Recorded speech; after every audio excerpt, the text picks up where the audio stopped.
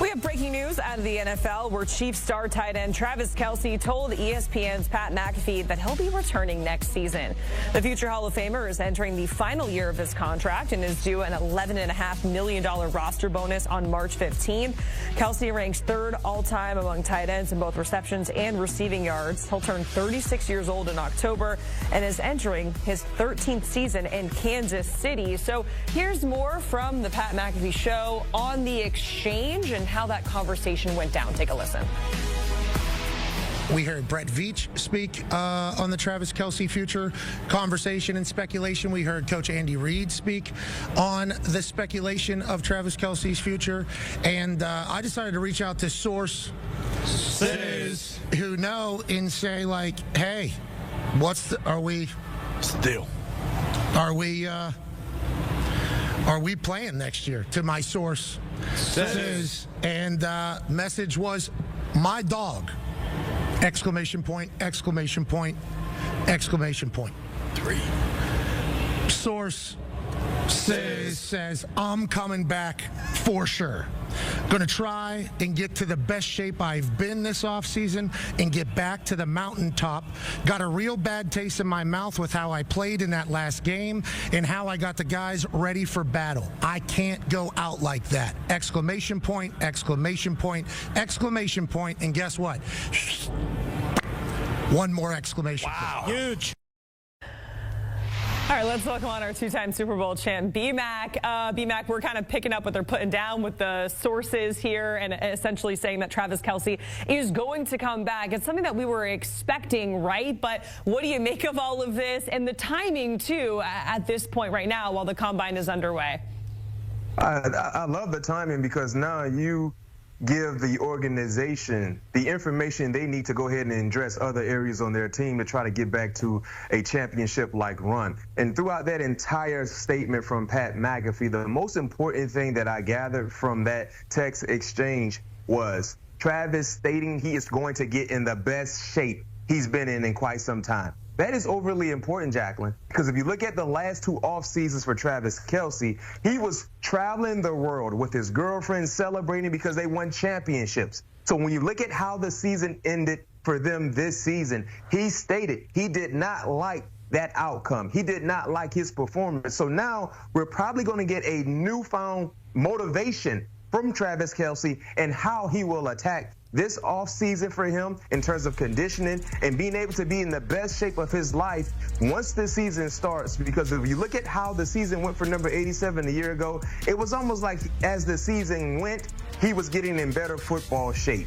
Now it seems like Travis Kelce will attack this offseason like he was just drafted by the Kansas City Chiefs, trying to prove all the naysayers wrong. Regardless of him turning 36 this season, he still believes he has what it takes to be an outstanding high-level tight end. Yeah, so B-Mac, to your point, he said he's disappointed. He's going to get in the best shape this offseason, and we saw the production from him in the Super Bowl, in the AFC Championship, not really up to par in terms of Travis Kelce's standards. So looking ahead and taking into account everything that he was saying, what is your expectation for him in that offense there in KC moving forward for the upcoming season? Well, when you look at what we saw the last 2 seasons, especially a year ago, we saw career lows, Jacqueline, in receiving yards, receiving touchdowns, and average per catch.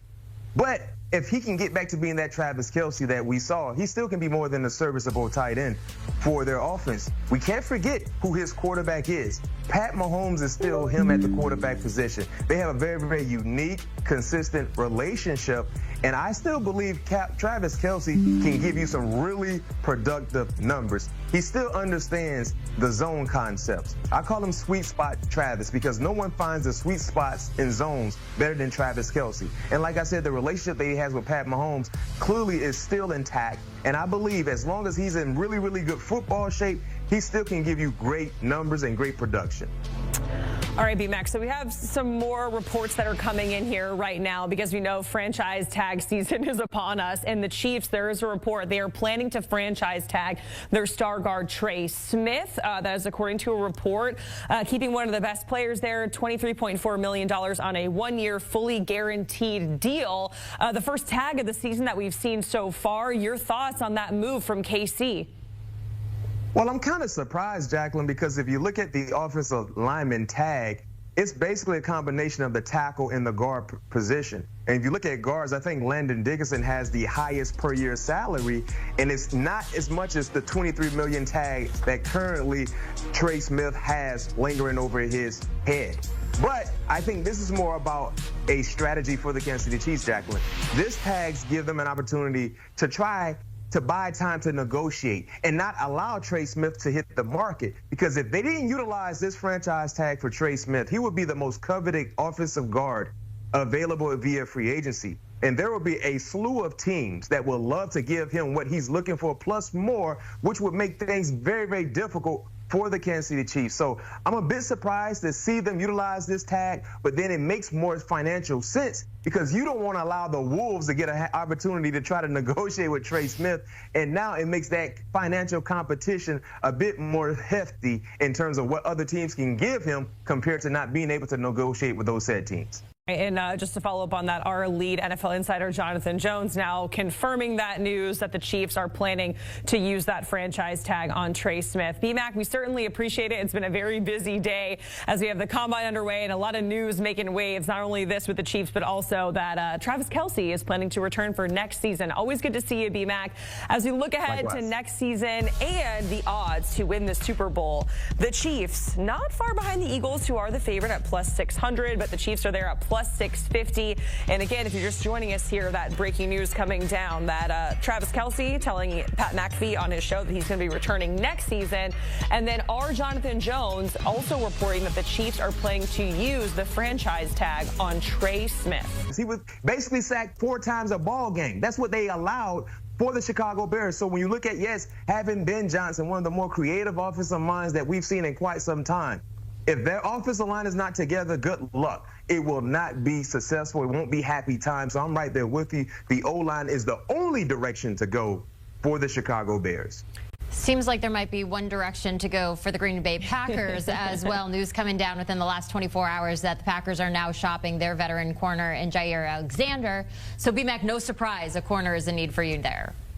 No question. I mean, when you look at being, 23rd in the first round, picking 23rd for the Green Bay Packers, they will have a nice list of players to pick from to add to their defense at the cornerback position. You talked about Jair Alexander. It's sounding like they're really adamant about moving on from him. So you got to go ahead and replace Jair Alexander.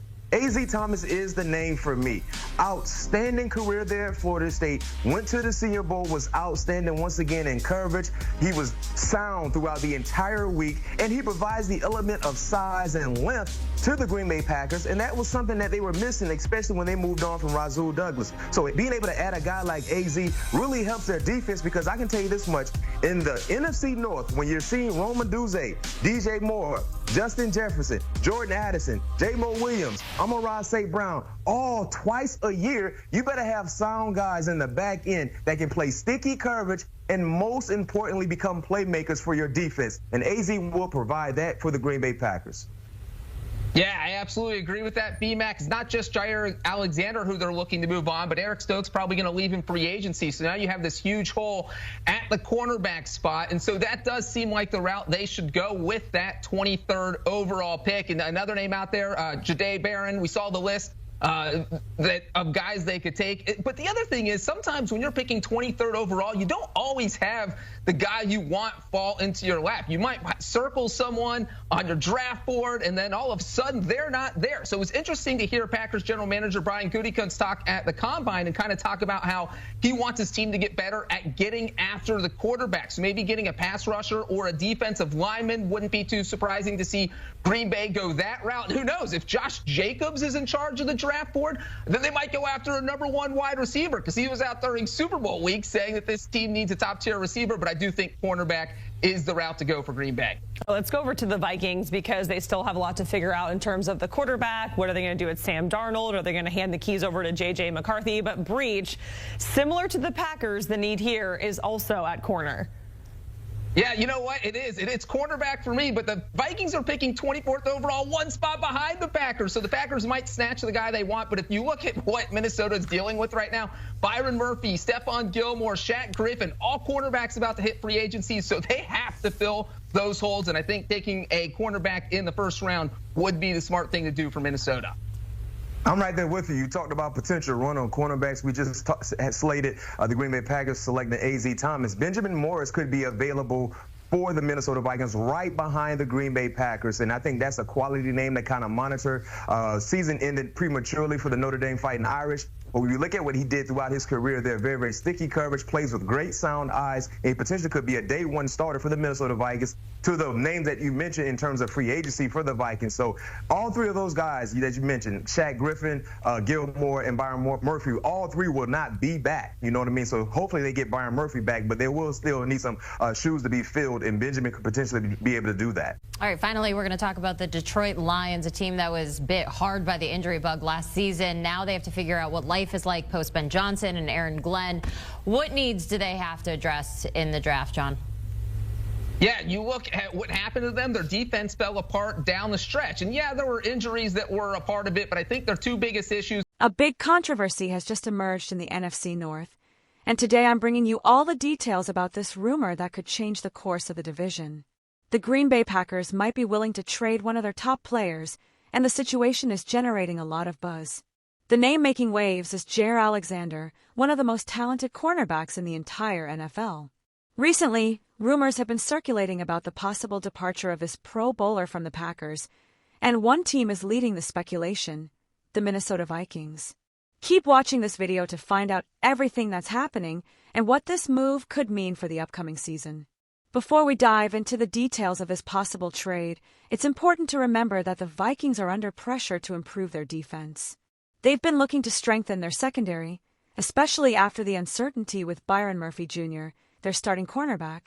Murphy might not re-sign with the team, which would leave a significant gap in Minnesota's defense. With the potential departure of Murphy, rumors about the arrival of a high-level cornerback like Jaire Alexander have intensified, making the possibility of a trade between the Packers and Vikings more likely. But what would this mean for the Minnesota team? Let's analyze it. Jaire Alexander is 28 years old and has proven to be one of the NFL's standout cornerbacks when he's at full health. However, injuries have been a concern for him in recent seasons. Despite that, his recent performance is undeniable. In 2023, Alexander was ranked among the top 25 cornerbacks according to PFF, and by 2024, he moved up to number 17. If the Vikings lose Byron Murphy Jr., Alexander could be the perfect solution to strengthen their secondary. Of course, the trade wouldn't be easy, as Alexander's contract is substantial, which could also pose a challenge regarding the cap hit. But without a doubt, the arrival of a player like him could be a worthwhile investment for a team looking to fight for the NFC North's top spot. Now, in your opinion, do you think Jaire Alexander would be a good addition for the Vikings, especially considering the potential loss of Byron Murphy Jr.? Or perhaps you think Minnesota should explore other options to reinforce their defense? Leave your comments below and let us know what you think. Now, let's move on to the news that's been making waves in the last few hours. Are the Minnesota Vikings really interested in Jaire Alexander? This move makes perfect sense if Byron Murphy Jr. is no longer with the team, but is it possible? The Packers would be willing to trade their star cornerback, though it won't be easy, as he's a key player in their defense. However, we can't forget that the Vikings have already made a significant trade within the NFC North before, like the acquisition of T.J. Hawkinson from the Lions, which makes this Alexander rumor even more intriguing. If this trade has happened, the NFC North could be significantly altered. The Vikings would acquire one of the best cornerbacks in the league, which would strengthen their defense and give them a major boost for the season. On the other hand, Alexander's departure would leave a significant gap in the Packers' secondary, potentially weakening their defense further, giving the other teams in the division an opportunity to exploit that weakness.